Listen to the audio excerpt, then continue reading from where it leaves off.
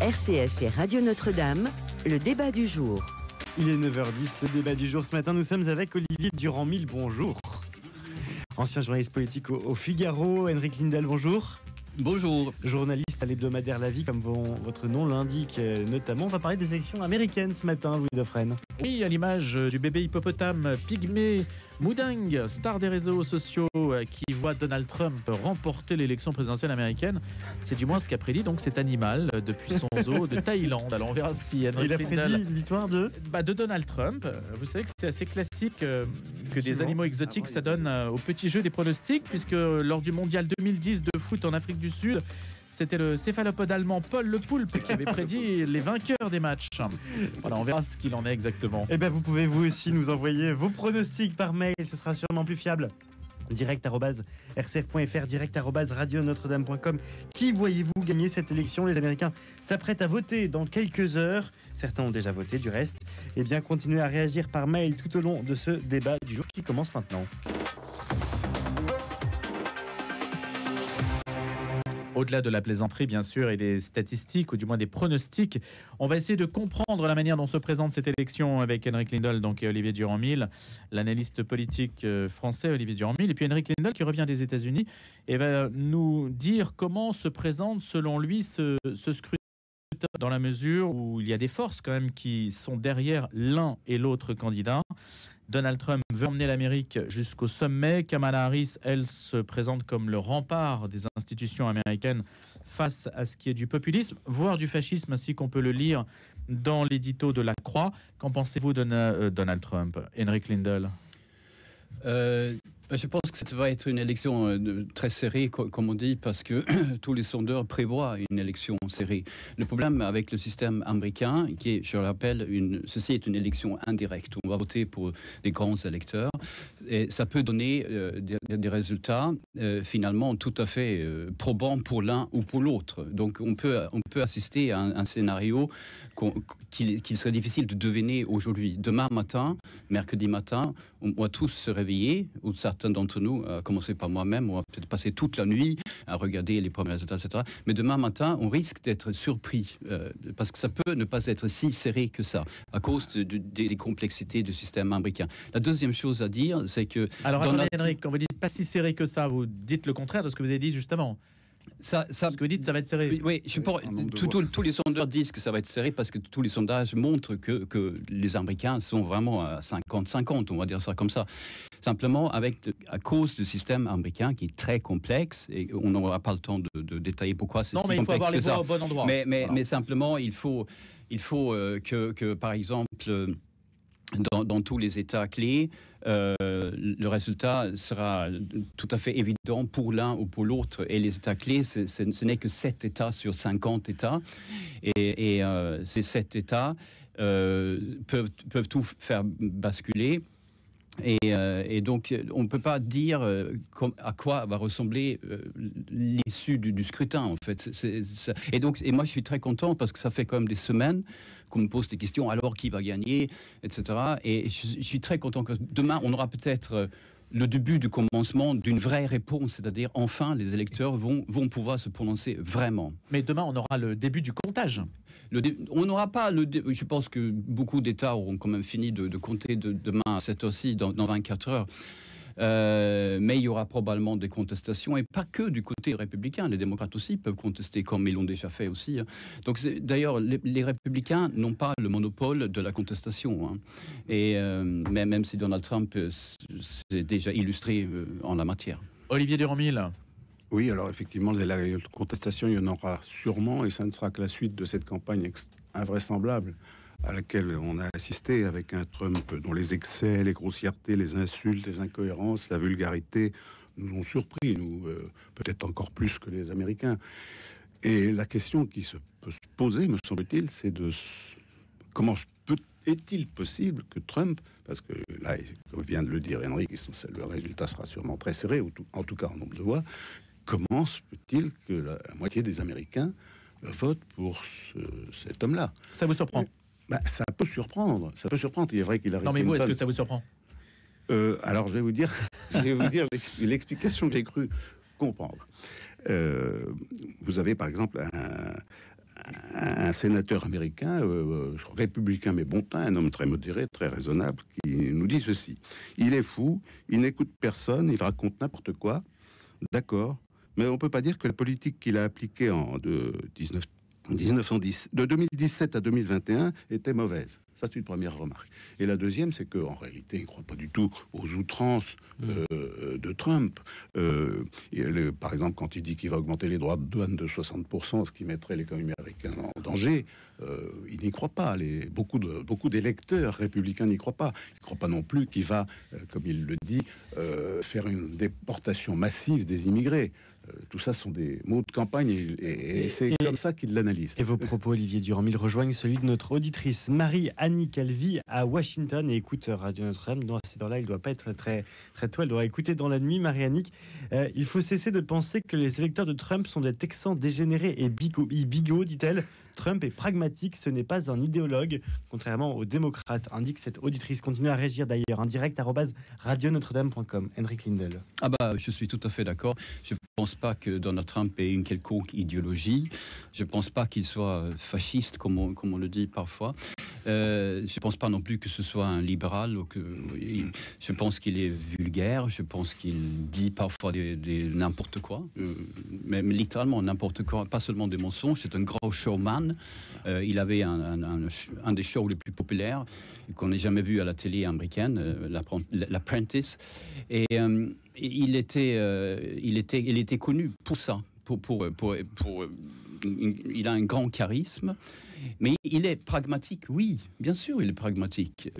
Quand il demande maintenant, tous les jours, dans les stades où il rassemble les foules, etc., la première question qu'il pose, c'est est-ce que vous êtes mieux aujourd'hui qu'il y a 4 ans? Et ça, c'est la question que Ronald Reagan a posée en 1980 dans l'élection face à Jimmy Carter. Et la réponse, et c'est une question qui revient à toutes les élections, tous les 4 ans, on entend la même question pour les challengers. Et la réponse à cette question est souvent non, on n'est pas mieux aujourd'hui qu'il y a 4 ans, ou il y a 8 ans. C'est-à-dire que quand Donald Trump était au pouvoir, l'économie américaine était florissante. Pour parler d'une catégorie qui vote peu pour Donald Trump, les Noirs, pour parler américain. Ils parlent comme ça, les Américains, les Noirs, les Blancs, etc., les Hispaniques, etc. Bon, les Noirs n'ont jamais aussi bien gagné leur vie que sous Trump.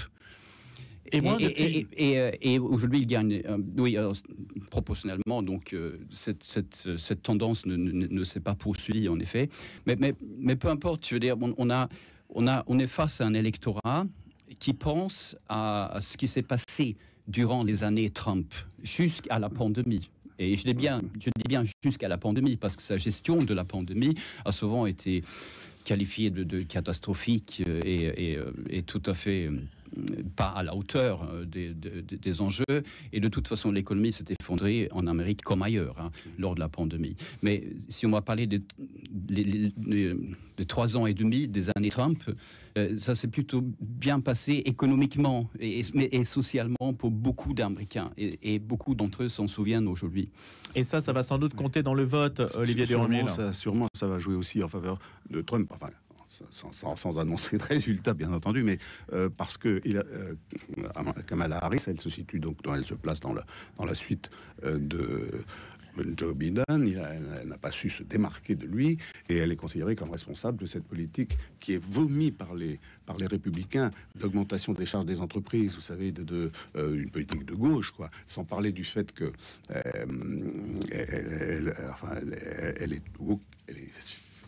elle vient du wokisme et que tout le monde le sait.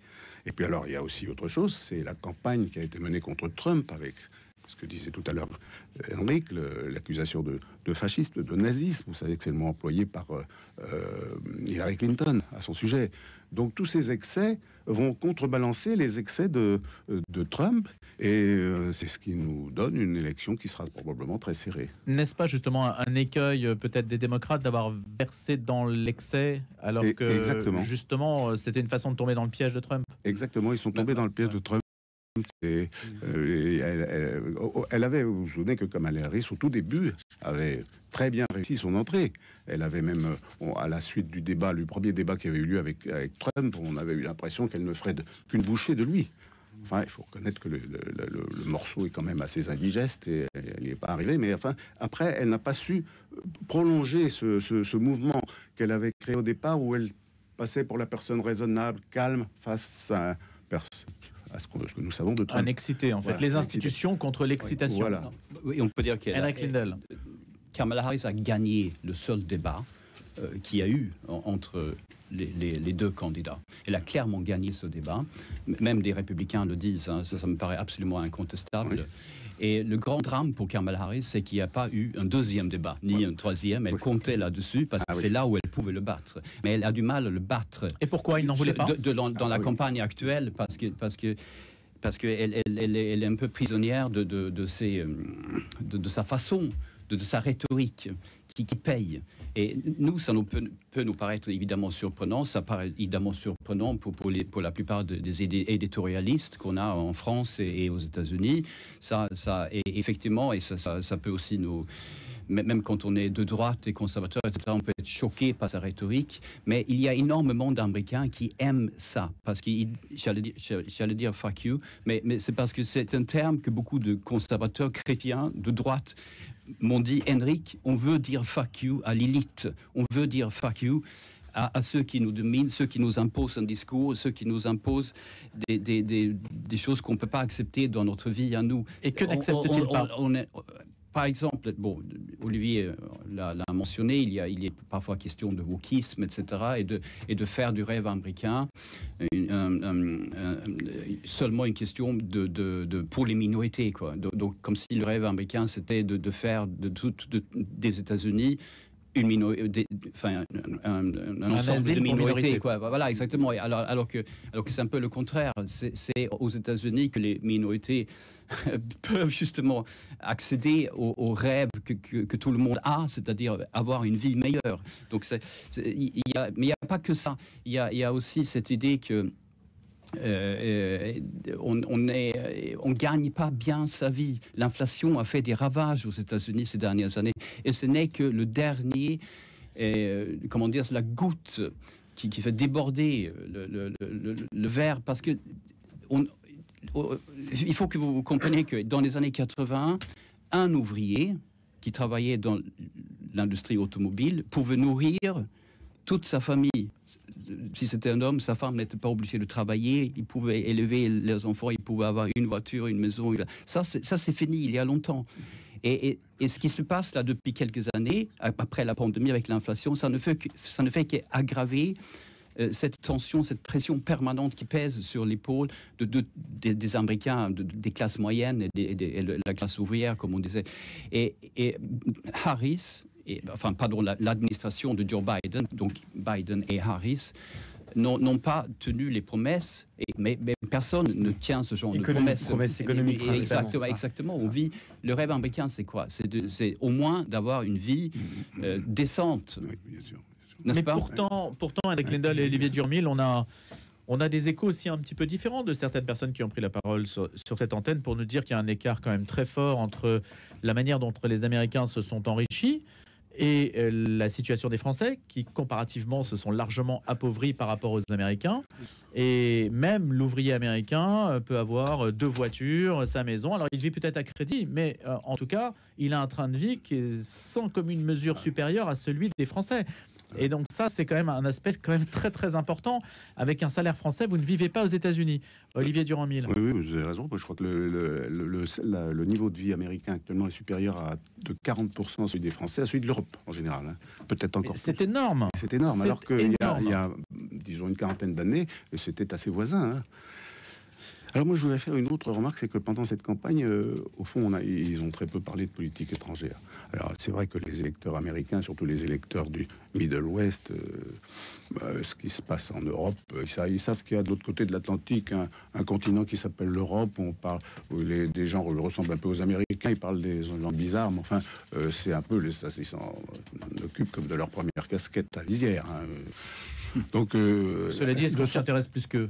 Alors, mais nous, Honnêtement, par- bah, Olivier nous, Durand-Mille, quand il y a nous, un on- scrutin présidentiel, est-ce qu'on s'intéresse à la politique étrangère? Non, mais on s'intéresse à la politique étrangère américaine dans la mesure où la guerre d'Ukraine est tout de même concernée par ce qui va se passer aux États-Unis. Certes. Alors, on va voir, on verra bien. Que dit Kamala Harris? Que dit Ouais, Donald Trump? pas de débat, parce qu'il veut quand même revenir sur Allez-y, ce Henrik. qui a été dit à l'instant.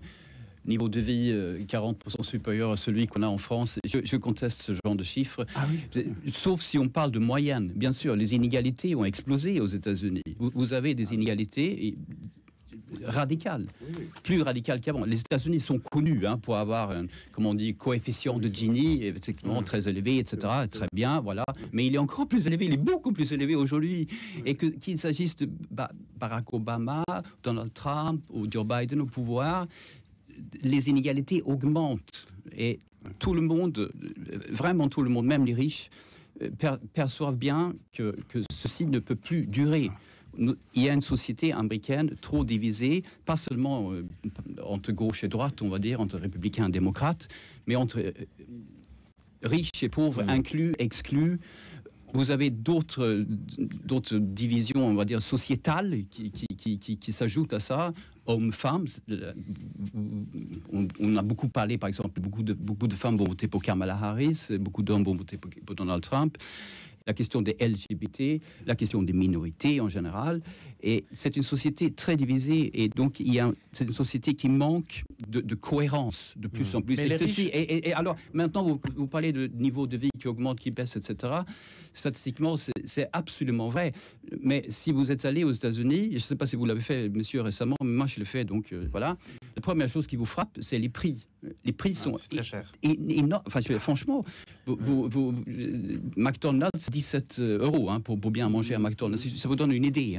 Donc, c'est un peu moins cher en France quand même. Non, mais moi je suis tout à fait d'accord avec ce que vous venez de dire, mais d'autant plus que c'est pas très différent de ce qui s'est passé chez nous depuis une quarantaine d'années aussi. Je suis d'accord. On a aussi les différences sociales se sont accrues énormément. Les auditeurs continuent de réagir. Personne aujourd'hui ne peut dire qui sera le prochain ou prochaine président des États-Unis, constate François Xavier.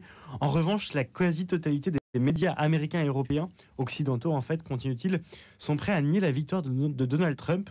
Donc, dans tous les cas, Trump est l'ennemi à abattre. Et quoi qu'il arrive, il sera accusé.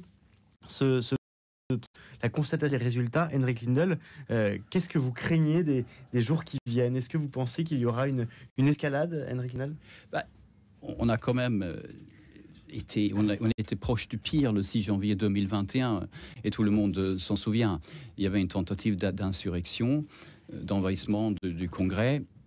Donc, fort de cette expérience, on peut toujours craindre des actions de toutes sortes. Néanmoins, les institutions américaines ont tenu bon. Et moi, je ne pense pas qu'il y ait un excès de ce type de réaction à l'époque, parce que ça a été quand même assez unanimement condamné.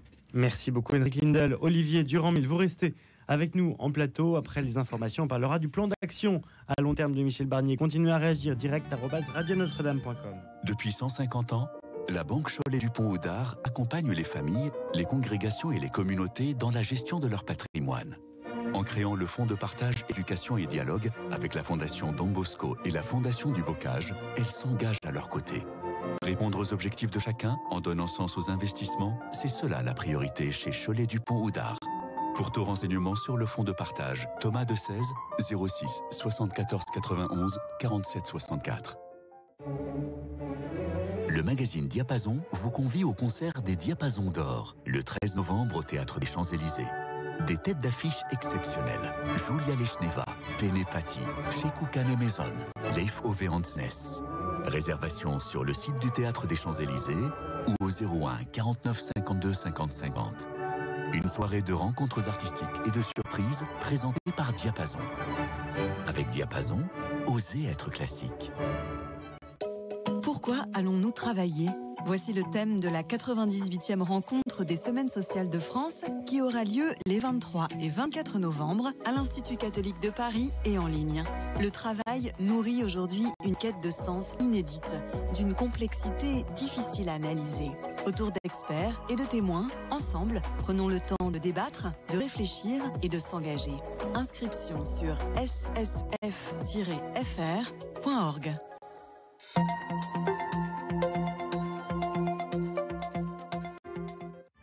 Il est 9h30 sur RCF et Radio Notre-Dame. Le retour de l'information, c'est avec Cécile Mérieux. Cécile, c'est le grand jour pour les États-Unis. Si près de 244 millions d'Américains sont appelés aux urnes, d'après les sondages, tout se jouerait à quelques dizaines de milliers de voix seulement. En fonction des résultats dans les 7 États encore indécis, Kamala Harris met en garde le camp de Donald Trump contre toute tentative de semer le doute sur l'intégrité de l'élection. Plusieurs États ont mobilisé des réservistes de la garde nationale. À Washington, des barrières sont érigées autour de la Maison-Blanche, du Capitole et d'autres sites sensibles.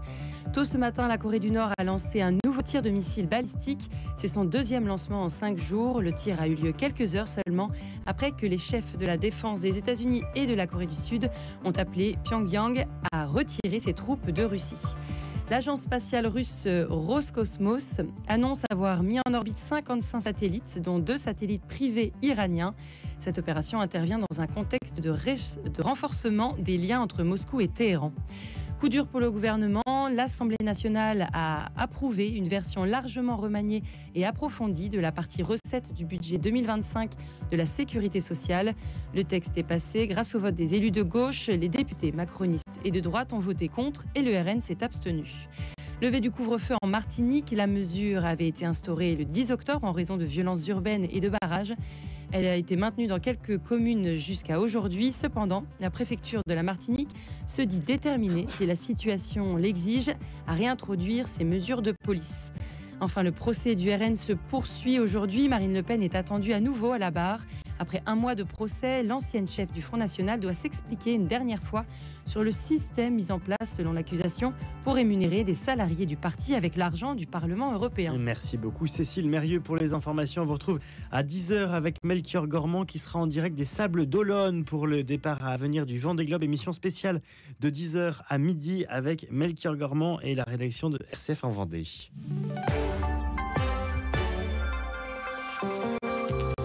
La suite du débat du jour, toujours avec Olivier Durand-Mille, l'ancien journaliste politique au Figaro, Henrik Lindell, journaliste à l'hebdomadaire La Vie et qui revient des États-Unis pour nous raconter ce qui se passe là-bas, Louis Dauphren. Allez, justement, encore un petit peu sur les États-Unis avant de parler de Michel Barnier et de sa vision à long terme, puisque le gouvernement n'est pas prisonnier que d'une logique à court terme. Sachez-le, on va en parler dans quelques instants. D'abord, ce qui se passe aux États-Unis et ce que vous avez vu peut-être, Henrik Lindell, qui nous permet de comprendre aussi la manière dont la mobilisation s'effectue et dont les déterminismes, les déterminants du vote se font jour, en particulier peut-être dans les milieux religieux. Oui, on pense souvent que les États-Unis se sécularisent un peu comme nous, et on pense souvent que la religion pèse de moins en moins aux États-Unis, et c'est vrai. Mais la religion pèse encore, elle pèse encore beaucoup plus que chez nous, parce que les Américains sont beaucoup plus attachés à une spiritualité, à une religion particulière. Ils sont évidemment plus diverses que nous sur le plan religieux, parce que, en tout cas sur le plan chrétien, parce qu'ils sont 24% globalement sont catholiques. 20% sont évangéliques, 10 à 15% sont protestants plus historiques ou plus traditionnels, et ainsi de suite. C'est plus compliqué là-bas. Mais la religion pèse beaucoup plus que chez nous. Donc moi, effectivement, je me suis penché un peu sur ça. Et j'ai découvert que tous les candidats, présidentiels, Kamala Harris et Donald Trump, et Jill Stein, mais aussi il y a aussi les écologistes. Il y a aussi des petits candidats, Jill Stein, Cornel West, etc. Il y en a beaucoup. Et eux, ils n'hésitent pas à se rendre dans les églises pour faire campagne. Ceci est tout à fait classique dans les États-Unis. Ça n'inquiète personne, ça déstabilise personne, parce que c'est normal là-bas. Et c'est normal de travailler les différents électorats religieux là-bas. Il y a aussi une petite minorité musulmane qui est tout à fait sollicitée par les deux partis d'ailleurs. pour que cet électorat musulman donc, vote pour l'un ou pour l'autre. Combien pèse-t-elle cette minorité? Moi, je dirais 1%, mais c'est un électorat qui augmente en taille rapidement. Hein. Et si on parle des musulmans, qui sont donc très peu nombreux aux États-Unis, il faut savoir qu'ils ne sont pas tout à fait comme la minorité musulmane en France. Hein. Elle est plus riche que la moyenne des Américains et elle ne se comporte pas du tout de la même manière électoralement et socialement, économiquement et tout ce que vous voulez. Olivier Durand-Mille. Oui, je voulais juste, je suis d'accord avec ce que dit Henrik, je voulais juste ajouter que, contrairement à la France, les États-Unis ne sont pas un pays laïque, je crois, sauf erreur, le président des États-Unis prête serment sur la Bible lorsqu'il est élu, ce qui est évidemment impensable chez nous. Et donc, c'est un pays où on parle de Dieu très souvent dans les discours politiques. Voilà, où nous, les hommes politiques se méfient terriblement depuis toutes les guerres, comment dirais-je, depuis ce qui s'est passé en France à la fin du 19e siècle et au début du 20e siècle. Ouais. C'est qu'on présente souvent les évangéliques blancs comme un soutien très important de Donald Trump, et ça c'est vrai, c'est totalement vrai. Donald Trump dépend électoralement de ces fameux évangéliques blancs. Ce qu'on sait un peu moins, c'est que le nombre des évangéliques blancs baisse, comme la plupart le nombre des catholiques, enfin le nombre de pratiquants catholiques baisse aussi, mais simplement, ce qu'on sait un peu moins, donc, c'est que il y a d'autres évangéliques, notamment des évangéliques hispaniques, des évangéliques noirs, qui eux votent de plus en plus pour Donald Trump. Donc eux aussi, ils sont sollicités pour voter pour lui. Mais Kamala Harris, qui est, je vous le rappelle, baptiste, elle est considérée noire, ou c'est comme on veut là-bas, mais donc elle fait partie d'une église baptiste noire à San Francisco. Donc elle aussi, elle sollicite cet électorat-là. Et elle s'affiche. Et donc, si vous voulez, c'est pas le propre des républicains d'instrumentaliser, comme on dit. Et d'ailleurs, si on parle d'instrumentalisation, on peut dire aussi qu'il y a certains électorats religieux qui cherchent à instrumentaliser les candidats. Voilà, donc c'est très compliqué, c'est très intéressant à suivre, parce que c'est un peu différent par rapport à ce qui se passe chez nous. Henrik Lindahl, vous parliez tout à l'heure de la minorité musulmane. Pour elle, la politique internationale est très importante. Je pense ça, par contre, au conflit israélo-palestinien. Comment ce conflit israélo-palestinien fait partie aussi de cette campagne américaine? Oui, pour continuer à parler un peu de ces musulmans qui sont vraiment pas très nombreux aux États-Unis. Ils sont déçus de Joe Biden, ils sont déçus de Kamala Harris. Ils auraient voulu que Kamala Harris défende davantage les Palestiniens, etc. Et donc il y en a beaucoup qui vont voter pour Donald Trump par mécontentement. Mais il y a aussi, mais ça vous le voyez aussi dans le monde arabe, ce dont on parle très peu, c'est que Donald Trump, il a la réputation d'être un homme fort, d'être celui qui en a, celui qui peut imposer des solutions, qui peut imposer aussi la paix. C'est ce qu'il dit lui-même d'ailleurs. Et donc là aussi c'est un peu compliqué, quoi. Et c'est différent là encore par rapport à ce qui se passe chez nous. Donc Donald Trump, oui, il va faire un score pas ridicule chez les musulmans américains, aussi curieux que cela puisse paraître. Et Donald Trump s'affiche d'un point de vue religieux? Très peu. Les chrétiens évangéliques, certains d'entre eux, font parfois le parallèle entre lui et Cyrus. Cyrus, vous savez, celui qui a libéré le peuple élu de l'esclavage à Babylone. Donc il passe pour quelqu'un qui, certes, n'est pas forcément un exemple sur le plan moral, mais qui a été choisi par Dieu pour libérer les chrétiens, ou les élus, etc. Donc c'est bon, évidemment, on en rigole, etc. Mais simplement, il est perçu comme un homme fort et qui, malgré ses faiblesses, malgré tout ce que vous voulez, tout ce qu'on sait sur lui, etc., est capable d'instaurer la paix. C'est comme ça qu'il est perçu par beaucoup de républicains. Ils votent pour lui aussi pour cette raison.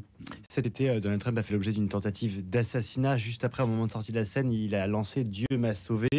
Est-ce que ça l'a servi? Est-ce que la rhétorique de dire voilà, en fait, j'ai bénéficié d'un miracle divin pour pouvoir m'en sortir de cette tentative d'assassinat, est-ce que ça a pu imprimer dans l'opinion publique, Olivier Durand-Mille?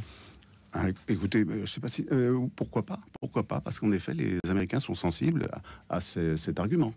Encore une fois, si ça avait été en France, tout le monde aurait... enfin, ça serait moqué. Mais aux États-Unis, c'est pris très au sérieux. Hein. Et donc, il est possible que ça ait joué. Franchement, moi j'ai passé beaucoup de temps, je suis probablement un des très rares journalistes français à avoir passé vraiment beaucoup de temps avec ces fameux chrétiens nationalistes, ceux qui sont vraiment pour Donald Trump à fond. Et qui sont d'ailleurs souvent condamnés par les représentants religieux, catholiques notamment, etc. Et ces gens-là qui auraient donc pu parler de ça tout le temps, moi je l'ai peu entendu. Hein. Je l'ai parfois entendu. Le côté miraculeux, choisi par Dieu ou par Dieu, etc. Ça, je l'ai pas énormément entendu, autant que j'aurais pensé, peut-être parce que je ne leur ai pas tellement posé la question, mais ce qui est sûr, c'est que c'était un événement incroyable. Vous vous rendez compte un peu de ce qui s'est passé? Et normalement, il aurait dû mourir. Oui. D'ailleurs, je me souviens s'il y avait 2 ou 3 personnes qui sont, je me souviens plus, j'avoue, 1 ou 2 personnes qui sont mortes, effectivement. Mais il a échappé à un truc incroyable. Oui, sans parler du fait que sa réaction sur le moment a été très, très saluée et très admirée, parce qu'il a fait preuve d'un sang-froid extraordinaire, et ça a sûrement joué dans sa faveur. Il s'est relevé immédiatement. Il avait quand même été frôlé par la balle. Il avait l'oreille blessée, etc. Et c'était un donc, événement il est immédiatement reparti en campagne comme si ne s'était rien passé. Le 14 juillet dernier. Allez, vous parliez de pragmatisme tout à l'heure, pragmatisme américain, mais Michel Barnier aussi, peut-être, essaie de s'inspirer de cette logique-là. Nous ne sommes pas là seulement pour gérer le déficit, nous sommes là pour améliorer le fonctionnement du pays, pour créer du progrès, a-t-il dit à ses ministres lors d'un séminaire gouvernemental destiné à faire émerger des propositions pour le moyen et long terme.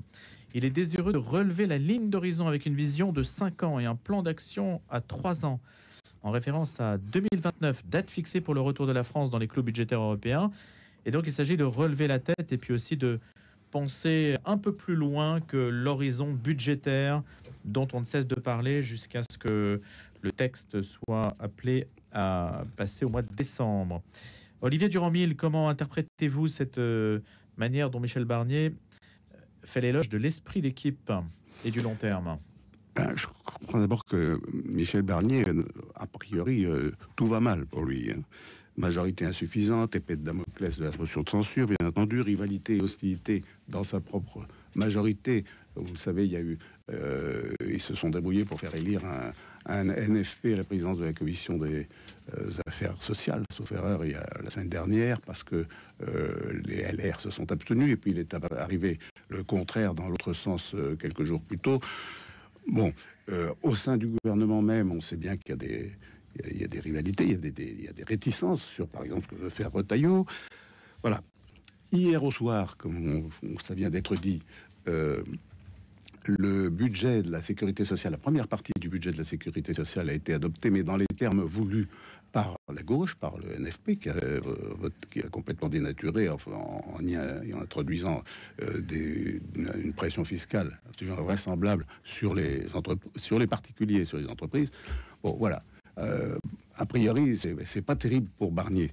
Et dans cette situation, eh ben, lui, ce qu'il montre, c'est ce qu'on appelle parfois le calme des vieilles troupes. Enfin, il donne l'impression d'être au-dessus de tout ça. Et il regarde au loin ce qu'il va faire dans les années à venir. Il va d'abord passer tous les obstacles immédiats, effectivement, le budget de la sécurité sociale. Après, il va y avoir le budget de la nation, et ça va pas être facile non plus. Hein. On sait qu'il y a eu 1400 amendements de gauche. Il y a encore 1400 amendements à discuter, mais enfin, il y en a eu déjà beaucoup d'adoptés. Le Rassemblement national continue à faire peser la menace de voter la motion de censure. Le président du groupe Tanguy, tout récemment, il a dit qu'on allait, si ça continuait, vers la motion de censure. Et malgré tout ça, donc voilà, Barnier, il dit il faut regarder dans ce qui va se faire d'ici 3 ou 5 ans. Non, ça me paraît pas du tout déplacé. Ça me paraît au contraire manifester de sa part le fait que il se dit que toute cette agitation, tout ça, ça ne réussira pas à le mettre en danger. Ce sont des nuages qui s'amoncellent, mais qui ne vont probablement pas éclater, parce que au fond, il se dit que personne n'a véritablement intérêt à les faire éclater. on lui reproche de jouer l'opinion publique. Oui, c'est très bien de jouer l'opinion publique, pourquoi pas. Mais le fait, Olivier Duhamel et Henrik Lindell, le fait que l'Assemblée ait approuvé une version très remaniée de la partie recette du budget, donc 2025 pour la sécurité sociale, avec les voix de la gauche, l'abstention des députés macronistes et de droite, non, voté contre, pardon, et puis le RN s'est abstenu. Et qu'est-ce que ça veut dire pour Michel Barnier? Ça veut dire qu'il est parvenu, c'est un échec ou une réussite? Le vote, c'est un échec. Disons que il semble que le Rassemblement national ait voté donc hier soir pour que la première partie du budget soit adoptée, pour accélérer les débats, parce que le risque, aussi bien pour le Rassemblement national d'ailleurs que pour la gauche, ce serait que la discussion budgétaire dure trop longtemps. Et vous savez que si la discussion budgétaire dure plus de 40 jours, au bout de 40 jours, selon l'article 47 de la Constitution, le gouvernement peut le transmettre immédiatement au Sénat et dans la version initiale. Et court-circuiter l'Assemblée. Voilà, exactement. Et si dans les 20 jours qui suivent, le budget n'est pas définitivement adopté par les deux assemblées, alors le gouvernement peut le faire l'imposer par ordonnance. Voilà. Donc ça, c'est ce que la gauche et sûrement le Rassemblement national ne souhaitent pas. Donc ce serait une des raisons pour lesquelles le Rassemblement national hier a voté, alors qu'il était contre tous les amendements de la gauche, ils n'étaient pas pour, mais ils ont voté. Ils sont abstenus. Pardon, ils se sont abstenus, ce qui a permis au texte de passer. Henrik Lindell. Moi, je suis impressionné par la capacité de Michel Barnier, comme homme politique tout seul, et je suis impressionné par son gouvernement, de cette capacité d'être effectivement dans un certain pragmatisme, comme vous disiez, Louis, mais aussi parce qu'il arrive il tâtonne, il fait avec ce qu'il a, et il fait pas seulement ce qu'il peut, mais il fait avec ce qu'il a. Il arrive à imposer, parfois me semble-t-il, ça c'est mon point de vue, une sorte de bon sens malgré tout ce chaos causé par la dissolution d'Emmanuel Macron, qui était une décision absolument à la fois absurde et ça aurait pu donner lieu à un véritable chaos politique institutionnel. Et finalement, on a Michel Barnier. C'est le grand paradoxe. Un homme calme, un homme qui gère, qui à mon avis, c'est assez paradoxal en fait. Moi, j'en suis là et je suis impressionné par la capacité de ce gouvernement de naviguer, parfois à vue, mais ne pas trop se tromper. Parfois, oui, il essuie des échecs, comme il vient de le faire. Maintenant, il y aura d'autres lois, d'autres projets de loi. Il y aura, par exemple, sur l'immigration aussi. Donc, il veut durcir cette législation. Et il est bien armé puisque je pense qu'il aura une majorité pour ça, sans aucun problème, cette fois-ci. Olivier Duhamel, dernière réflexion sur Michel Barnier.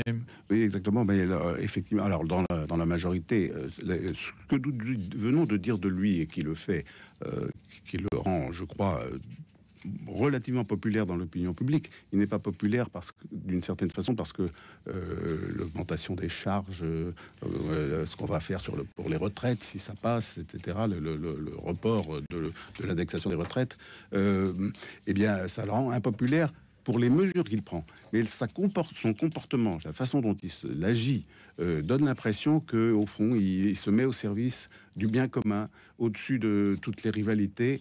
Et ça le rend populaire. Cette communication, parce qu'il y a beaucoup de communication forcément là-dedans, mais peut-être, Olivier Duhamel. Oui, enfin, mais plus que de la communication, finalement, c'est ce qu'il fait pour de bon. Alors ça aboutit à lui donner une bonne communication. Mais je c'est n'oppose pas le- les actes à la c'est pas communication. le- Je dis oui, simplement oui. que, comme Oui. le dit Henrik, Oui. finalement, on aboutit à Oui. l'inverse de la C'est situation ça. qui aurait pu être créée par la dissolution, Oui. et qu'il est le produit en fait de cette situation-là, et que finalement, on se dit peut-être, hein, beaucoup de gens le pensent sans doute, que personne d'autre ne ferait aussi bien que lui à sa place, ou Exactement, d'ailleurs, c'est ou pas ne pour ferait rien. différemment même. C'est pas pour rien que La marge de il a manœuvre de été la France nommé étant Premier étroite. ministre. Ouais. Non,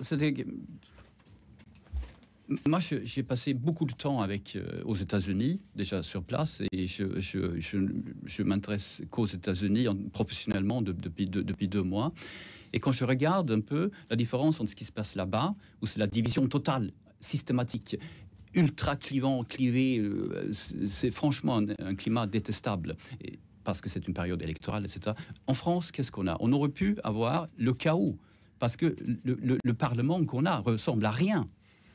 Franchement, si ça avait été en Suède ou en Allemagne ou même en Italie, on aurait pu négocier, on aurait pu trouver une issue. Mais en France, on a le système qu'on a, donc on n'est pas habitué à ça et on n'a rien prévu pour ça. Finalement, Michel Barnier arrive et il fait quelque chose qu'on doit toujours faire en politique. Il fait des compromis. La politique, moi j'ai appris que c'est l'art du possible. Et je pense qu'il est bien, c'est un homme qui est capable de le faire. Il avait déjà démontré, quand il était responsable de la négociation, de la sortie du Royaume-Uni de l'Union européenne, il était, lui, le chef de négociation pour le Brexit. Et je pense que c'est l'homme qu'il faut. Ça ne veut pas dire qu'il va tout réussir, ça ne veut pas dire qu'il sera là jusqu'à la fin du mandat d'Emmanuel Macron, mais il est bien parti pour. Olivier Durand-Mille, ancien journaliste politique au Figaro, Henrik Lindell, journaliste à l'hebdomadaire La Vie, avec nous ce matin pour le débat du jour. Et pendant ce temps, la France continue de changer, de se métamorphoser. Directeur du département opinion de l'IFOP, Jérôme Fourquet, a publié Métamorphose française aux éditions du Seuil, qui reprend pas mal de ces thématiques publiées précédemment dans différents ouvrages, en particulier L'archipel français, donc sur l'archipélisation, ou encore La France d'après.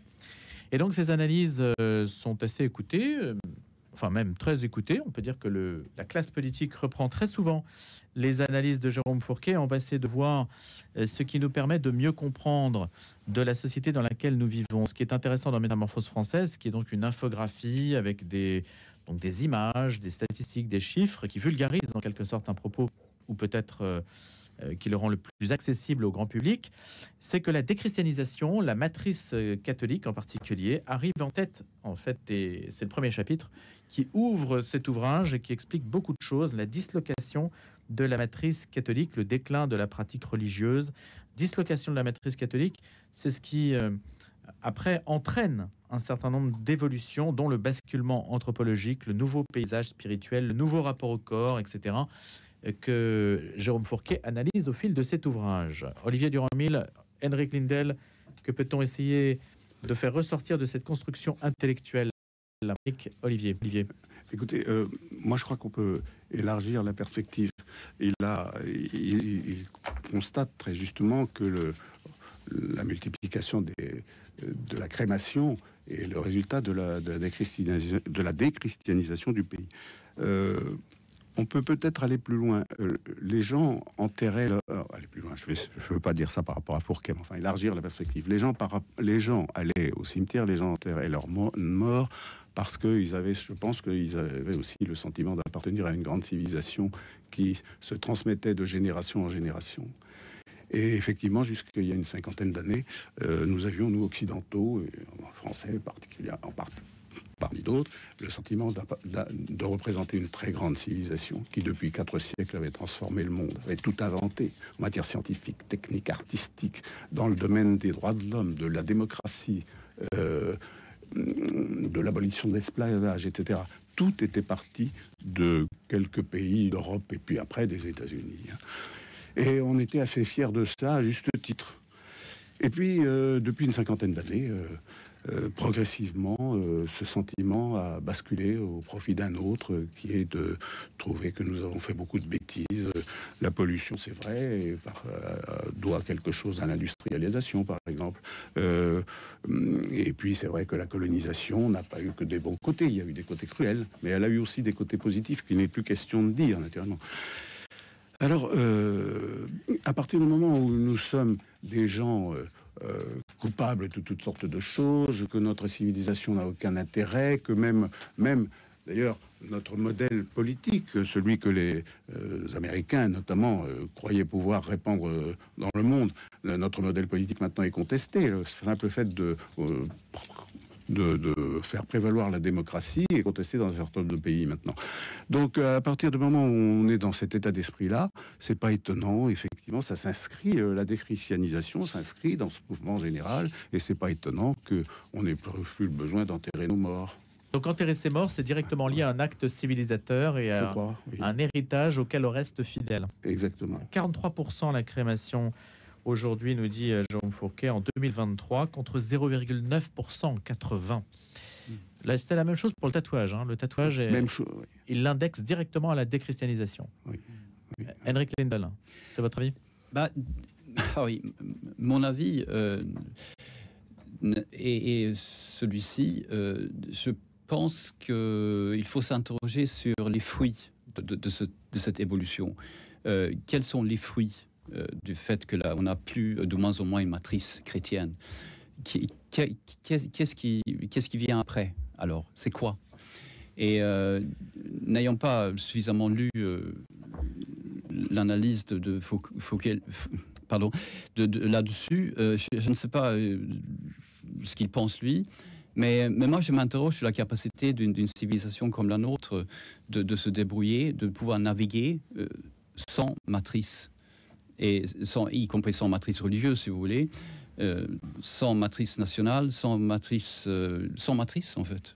Et donc, j'ai peur de ceux qui naviguent à vue, quoi. Et j'ai l'impression sans boussole, en fait. Sans boussole. Et là, si je donne peut-être une réponse un peu, je veux dire, si on est catholique, un peu conservateur, on va trouver que c'est politiquement très correct, en fait, ce que tu viens de dire. Mais franchement, l'Europe a connu cette situation après dans le contexte de la chute de l'Empire romain, quoi. Et donc, il y a eu ensuite des changements profonds.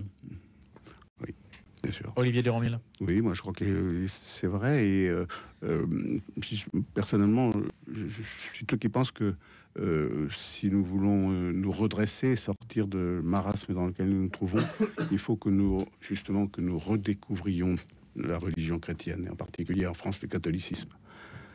Il y a d'ailleurs des indications qui peuvent être encourageantes. Vous savez qu'il y a beaucoup de catéchumènes actuellement en France. Je ne sais pas ce qu'il en est dans les autres pays d'Europe. Un peu partout, sur tout le territoire. Ça augmente régulièrement chaque année. Il y en a. Ça s'explique aussi parce qu'il y a de moins en moins de baptêmes de jeunes enfants. Et donc, en fait, le rattrapage, il n'y a pas de rattrapage, justement. Oui, exactement. Mais le simple fait que ce rattrapage soit souhaité est très bon signe. Et c'est aussi le signe que le mode de société totalement matérialiste dans lequel nous vivons depuis tant d'années, où seul l'argent qu'on gagne est le seul critère de respectabilité sociale, eh bien, il y a un certain nombre de gens, heureusement, dans le cœur de l'homme, il y a des sentiments qui veulent sortir de ça. Voilà. Olivier Durand-Mille, ancien journaliste politique au Figaro, Henrik Lindell, journaliste à l'hebdomadaire La Vie. Merci à tous les deux d'avoir été présents dans le débat du jour.